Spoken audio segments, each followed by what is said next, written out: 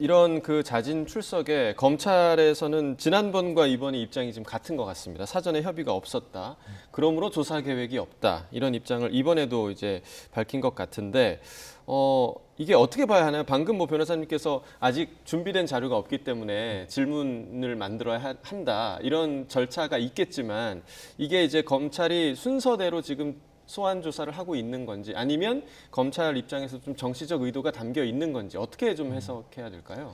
아무래도 이 피의자가 자진 출석을 해서 수사에 임하겠다라고 했을 때 바로 수사를 할 수 있는 부분은 혐의가 명백한 그런 사건들일 텐데 네. 지금 같은 경우에는 사건이 굉장히 복잡하거든요. 그렇다 보니까는 지금 현재 뭐 강래구청 감사 같은 경우에는 돈 봉투를 살포한 것으로 보인다 이렇게 해서 지금 재판에 넘겨진 네. 상태고 지금 두 의원에 대해서도 그때 당시에 이제 같이 관여한 것으로 보인다 이렇게 지금 하고 있지 않습니까? 그리고 지금 현재 국회의원들 중에 돈 봉투를 받은 것으로 보인다라는 사람에 대해서도 아직까지 수사도 제대로 개시를 못하고 있는 상황이다 보니까 사실관계가 분명하지가 않아요. 이 사실관계가 분명해져야 그렇다면 강래구청 감사라든지 뭐 이 당시에 이제 캠프를 도왔던 사람들이지 않습니까? 이 캠프를 도운 사람들이 만약이라도 돈 봉투를 살포했다라고 한다면 이 부분에 대해서 송영길 전 대표한테 책임을 만약이라도 묻고자 한다면 이제 알았다거나 아니면 직접 지시를 했다는 부분이 또 예. 증명이 돼야 되는 거거든요. 그런데 그런 부분들을 증명하기 위해서는 당연히 검찰에서 준비해야 될 사실관계가 굉장히 많고 그렇다면 관계자를 또 계속해서 좀 수사를 해봐야 되는 부분입니다. 또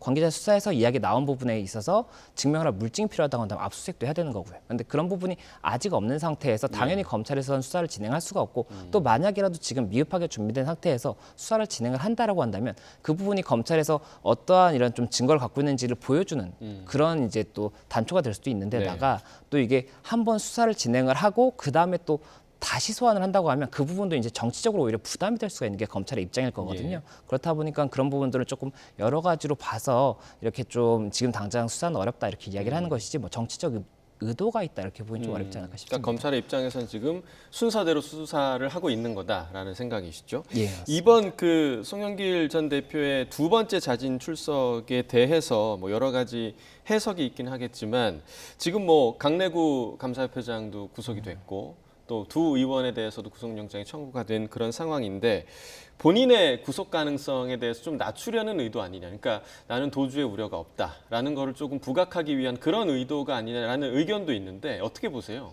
예, 제가 지금 봤을 때는 아직까지 뭐 수사의 방향까지도 검찰에서는 정확히 잡지 못했을 텐데 예. 벌써 구속을 염려한다든지 이런 단계는 아닐 것 같습니다. 아. 이게 구속을 염려하려면 어느 정도의 범죄 혐의의 소명이 있고 그 다음에 도주의 우려나 증거인멸의 우려가 있다라고 볼 때 이제 영장을 신청을 하게 되는 예. 거거든요. 근데 지금 당장은 아직까지 수사가 명확하게 진행된 게 없기 때문에 그 부분을 염려하기보다는 그리고 또 이게 많이 출석을 하면 뭐 내가 이렇게 자진 출석을 하려고 해서 적극성을 보인다고 한다면 도주의 우려 부분에서 아무래도 유리할 수는 있겠죠. 예. 그리고 증거인멸 우려에 있어서도 이렇게까지 적극적인 사람이 증거인멸을 하겠느냐 뭐 이렇게 좀 보일 수는 있겠지만 그런 부분보다는 아직까지는 이런 법적인 목적보다는 이런 좀 검찰의 이런 입장에 대해서 어느 정도 입장을 피력하는 그런 좀 정치적인 목적이 더 크지 않을까 이렇게 좀 추측되지 않나 네. 생각이 듭니다.